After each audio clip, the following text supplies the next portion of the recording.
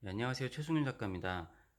이제 작업실에서 퇴근을 하고 이제 씻기 전에 좀 전에 어떤 분께서 그 댓글에 상업미술과 비상업미술에 대해서 좀 이야기를 해달라고 해서 간단하게 영상을 찍어볼까 합니다. 그 영상에서도 좀 말씀을 드렸는데 사실은 오래돼서 기억이 잘 안 나요. 근데 아무튼 좀 다른 측면의 얘기를 한번 해보도록 하겠습니다. 이건 참 아이러니하고 역설적인 이야기인데, 어, 돈이 있을수록 돈이 안 되는 미술을 할 수 있고, 그리고 돈이 많은 나라일수록 돈이 안 되는 미술을 할 수가 있습니다. 물론 이제 이렇게 생각하는 경우도 있을 거예요. 나는 지금 내가 돈도 없고 가난한데 나는 돈이 안 되는 미술을 한다. 제가 그전 영상에서 말씀드렸던 것 같은데, 돈이 되는 미술과 안 되는 미술은 어느 지점까지를 생각을 하느냐에 따라서 다른 거라고 저는 생각을 하거든요. 아주 길게 봤을 때 돈이 되는 건지, 아니면 짧게 봤을 때 돈이 되는 건지, 어, 그리고 한 생각을 해보면은 뭐 개발도상국이나 굉장히 못 사는 나라의 미술 같은 경우에는 아주 뭐 1차원적이거나 2차원적이거나 바로바로 소비를 할 수 있는 미술이 대부분인 경우가 많습니다. 아무래도 그럴 수밖에 없겠죠. 하나 팔고 계속 그걸로 연명을 해야 되니까요. 근데 이제 미술 시장이 아주 크고, 미술 시장이 아주 크려면 당연히 나라에 돈도 많아야겠죠. 일단은 미술 시장이 크면은 미술의 다양성이 좀 어느 정도 보장이 될 거예요. 그러다 보면은 이러한 미술뿐만이 아니라 굉장히 다양한 미술이 존재를 할 수 있겠죠. 그래서 우리가 봤을 때, 아, 저게 뭐지? 하는 미술도 존재할 수 있고, 굉장히 돈이 안 돼 보이는, 뭐 개념적이라든가, 뭐 설치적이라든가. 제가 여기서 얘기하는 돈이 안 되는 미술이라는 것 자체가 뭔가 하나로 지정할 수가 없기 때문에, 왜냐면 그냥 그림을 그리시는 분도 나는 돈이 안 되는 미술을 하고 있다라고 생각하는 분도 계시기 때문에, 그냥 포괄적으로 아니면은 뭐 본인이 생각하는 기준에 따라서 생각을 그냥 하시면 좋을 것 같아요. 아무튼 뭐 좀 나라가 돈이 없을수록 그러한 미술들이 존재하기가 힘듭니다. 그리고 뭐 어느 정도의 그 미술의 주도권이라는 게 있다라고 했잖아요. 각 나라별로 미술의 주도권을 잡으려고 하는데, 그런 미술의 주도권을 잡기 위해서 또 색다른 거를 보여주고 색다른 걸 보여주고, 약간은 서로서로의 그런 것도 있죠. 야, 너네는 지금 당장 돈 되는 그런 거 하지, 우리는 조금 더 예술의 가치를 뭐 따진다? 우리는 지금 돈을 추구하는 게 아니라 진정한 예술을 추구해. 이런 거 자체로 다시 또 약간의 상하관계를 정립을 하려고 하는 것도 있습니다. 저는 그것에 대해서 좀 생각해 볼 문제라고 보는데, 뭐 우리나라에도 있어요. 그러니까 그런 거 있잖아요. 좀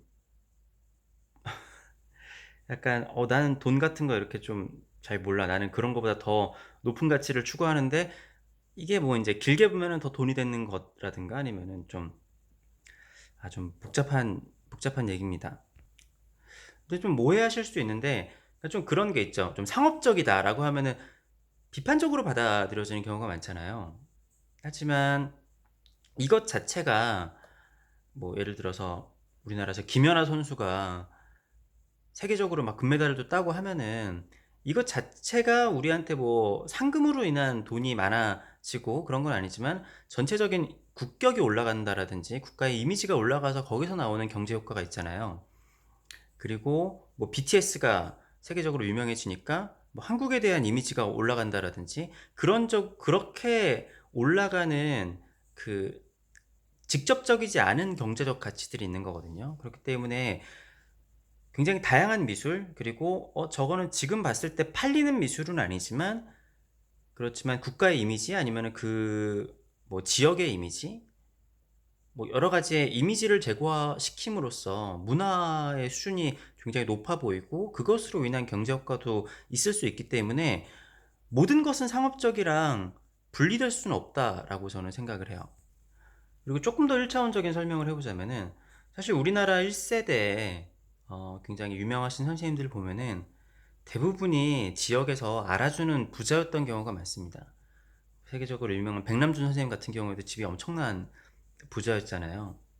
어느 정도는 내가 먹고 사는 게 해결이 되는 정도에서 미술을 할 수 있는 게 어느 정도의 현실이긴 해요. 물론 이제 돈 한 푼도 없지만 알바를 하면서 작업을 하는 사람도 있겠지만 그것도 인제 나라의 수준을 어느 정도 받쳐주는 거잖아요. 아무튼 1 차원적인 생각보다는 쪼끔 더 포괄적인 의미로 이해를 해 주시면은 좋을 것 같은데 아무튼 어 넓게 보든지 짧게 보든지 물론 그렇다고 해서 꼭 그렇다라는 얘기도 아니고 다양한 상황들이 존재를 하지만 돈이 있을수록 돈이 안 되는 미술을 할 수 있는 거고 돈이 많을수록 돈이 똑같은 얘기군요. 돈이 없을수록 돈 되는 미술을 하게 되는 그런 아이러니하고 역설적인 상황들이 만들어진다. 네. 아무튼 그렇다라고 생각을 합니다. 뭐 이거 얘기 자체가 상업 미술과 비상업 미술에 대한 하나의 기준이 될 수 있는 건 아닌 거고 제가 예전에 올렸던 영상이랑 전 '모든 것은 여러 가지 측면으로 생각을 해야 된다.'라고 생각을 해요. 이것도 제가 상업 미술이나 비상업 미술에 대해서 생각을 하는 여러 가지 측면 중에 하나인 겁니다. 여러 가지 관점 중에 하나인 거기 때문에 '저런 관점으로도 생각을 할 수 있겠구나.'라고 그냥 생각을 해 주시면은 좋을 것 같습니다. 네, 아무튼 인제 저는 씻으러 갈 거고요. 네, 구독과 좋아요도 부탁드리겠습니다. 감사합니다.